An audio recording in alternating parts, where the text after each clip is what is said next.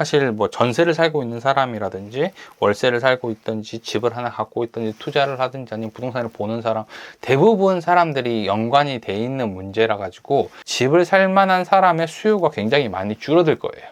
그래서 이 부동산 PF 문제가 주택시장에까지 아마 영향을 줄 거라고 생각을 하는데, 야, 그건 너무 앞서가는 거 아니냐? 이렇게 생각을 할 수도 있어요. 근데 미리 알고 있어야 준비를 할 수 있거든요.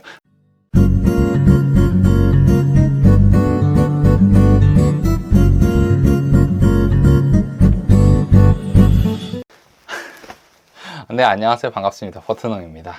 오늘 제가 방금 전에 유튜브를 보다가 왔는데 부동산 소식이 되게 핫하더라고요. 그래서 그거 한번 얘기해 보려고 영상을 좀 켰습니다.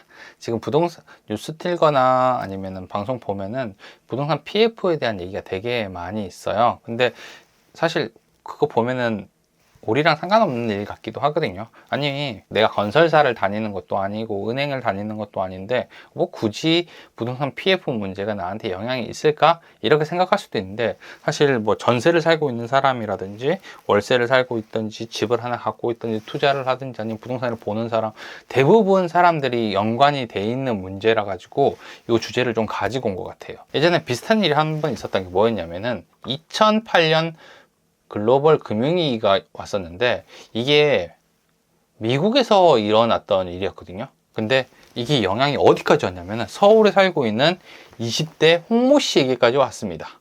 되게 작은 원룸에서 자취를 하고 있었단 말이에요. 회사를 다니면서. 근데 이 친구에게 이 월세집이 경매로 넘어가는 경험을 하게 해주는 그런 일이 생겼단 말이에요. 그러니까 이게 어떻게 보면은 태평양 건너에 있는 미국에서 일어났던 일인데 정말 아무 상관도 없을 것 같은 대한민국의 서울에, 거기도 이제 제일 작은 원룸에 사는 친구에게까지 영향을 줄 수 있다는 것은 부동산 PF가 이제 이런 문제를 생길 수 있기 때문에 우리가 조금 알고 있어야 돼. 그래야 대비를 할 수 있거든요. 그래서 요거를 좀 가지고 왔는데, 부동산 PF가 뭔지 간단하게 좀 설명을 하고 나서 얘기를 한번 해보도록 할게요. 자, 부동산 PF라는 게 요거예요. 프로젝트 파이낸싱인데 금융사나 증권사 등에서 부동산 프로젝트를 담보로 해가지고 자금을 조달하는 것을 부동산 PF라고 부릅니다. 그러니까 간단하게 좀 설명을 하면은 이런 거죠. 자, 내가 건설사예요. 건설사인데 이 건설사에서 내가 아파트를 하나 지어야겠다 라고 생각을 해요. 근데 이 아파트를 짓는데 100억이 들어간단 말이에요. 근데 건설사가 100억을 다 들고 있지는 않고, 들고 있다 하더라도 대출을 해야지 좀 더 수익률이 많이 올라갈 수 있기 때문에 이거를 돈을 빌려요. 자, 1번 대출을 받습니다. 이게 이제 브릿지론이라고 부르는데 1번 대출을 받아가지고 땅을 매입하는 거예요. 그러니까 실제로 건설사가 100억짜리 프로젝트를 시작을 하는데 자기 돈은 10억 정도밖에 안 들어가는 거죠. 자, 그래서 땅을 사고 나면은 여기서 프로젝트를 시작하는 거예요. 여기에 대한 인허가라든지 각종 사업의 절차를 시작하다 보면은 이 사업이라는 게 구체화된단 말이에요. 그러면 이 구체화되어 있는 사업을 가지고 은행에 가서 다시 2번 대출을 합니다. 2번 대출. 자, 우리가 이 2번 대출을 받게 되면은 1번 대출 같은 경우는 금리가 높단 말이에요. 아무것도 없는 상태에서 돈을 빌린 거기 때문에 금리도 높고 금액이 작아요. 땅을 살 수 있을 정도, 내 돈을 합쳐서 땅을 살 수 있을 정도의 금액이었다라고 하면 2번 대출은 금리도 낮고 금액도 높아서, 아까 전에 우리가 100억짜리 프로젝트를 시작한다는데 우리 돈이 10억이 들어갔잖아요. 그러면 여기서 90억을 빌리는 거예요. 자, 이렇게 해가지고 프로젝트를 시작을 해서 건설을 하고 완공을 한 다음에 분양을 합니다. 그러면 일반 사람들에게 분양을 해가지고 판다는 거죠. 그러면 여기서 우리가 10억을 들어서 건축을 했지만 이게 100억짜리 프로젝트가 된 거고, 팔고 나면은 200억이 될 수 있다는 거죠. 그러면은 여기서 대출을 빼고, 대출 이자 빼고, 그 다음에 들어갔던 다른 비용들을 뺀다 하더라도 건설사와 은행 모두 굉장히 큰 이익이 생기는 거죠. 그래서 부동산 PF를 활용을 하는 거예요. 다 좋거든요. 이게 이 시나리오대로 되기만 하면은 굉장히 좋은 사업이란 말이에요. 돈은 조금 들어갔고 뭐 나눠 먹는 사람들은 되게 많기 때문에 굉장히 좋은 산업인데, 이게 이제 문제가 생길 수 있는 부분이 있어요. 이게 뭐냐면은 만약에 땅을 샀는데 경기가 안 좋게 되면은 여기에 건설을 못 해요. 야, 경기가 안 좋으니까 건설을 하게 되면은 더 큰 손해가 생길 거니까 절대 건설을 못 한단 말이에요. 근데 돈을 빌려서 땅을 샀잖아요. 그러니까 대출을 갚아야 됩니다. 자, 두 번째로 건물을 다 지었어요. 근데 경기가 안 좋아서 분양이 안 되니까 돈은 안 도는데 더 큰 돈이 들어갔어요. 돈은 갚아야 돼요.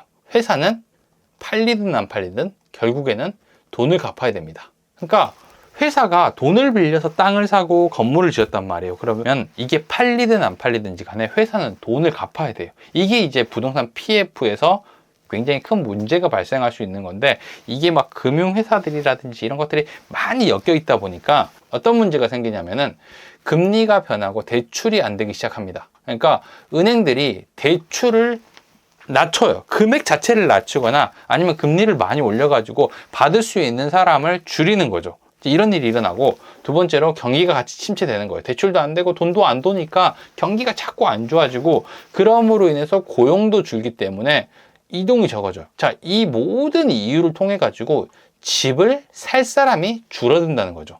수요가 없어진다는 뜻이에요. 부동산 시장에서 굉장히 큰 뉴스가 될 수 있는 거죠. 부동산 PF가 만약에 문제가 되게 되면요, 집을 살 만한 사람의 수요가 굉장히 많이 줄어들 거예요.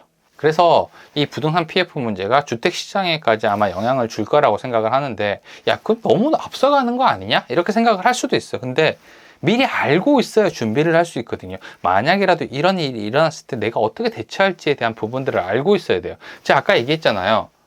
2008년 글로벌 금융위기가 왔을 때, 야, 미국에서 터졌는데 전혀 상관없던 서울에 사는 20대 청년이 영향을 받았다는 거예요. 그러면 이 부동산 PF 문제가 사회 전반으로 영향을 끼칠 수 있다는 거거든요. 그래서 이걸 좀 준비를 해야 되는데, 벌써 이런 영향들이 뉴스로 나오고 있어요. 이거 오늘 뉴스거든요. 자, 보면은 내년부터 변동금리로 돈 빌릴 때 대출 한도 줄어든다. 내년부터 대출 한도 줄어든다. 스트레스 DSR 도입한다. 스트레스 DSR 내년부터 순차적으로 도입한다. 자, 이러면서 은행에서 슬슬 대출금을 낮추거나 금리를 굉장히 높이는 것들을 시작을 하고 있다라고 하는 거죠. 그럼 이게 우리한테 영향이 오거든요. 부동산을 사는데, 내가 집을 사는데, 혹은 뭐 투자를 하는데 자기 돈만으로 하는 사람들은 별로 없거든요. 대부분 은행에서 대출을 받거나 전세를 끼거나 하면서 약간의 레버리지를 활용을 해가지고 집을 사고 팔고 하는 건데, 이제 이런 돈줄이 막히게 되면서 약간 돈맥 경화가 생길 수 있는 거죠. 이게 되게 터질 거다 이런 건 아니거든요. 왜냐면은 이 문제에 대해서 이미 알고 있었어요. 예전에 그 레고 사태 있잖아요.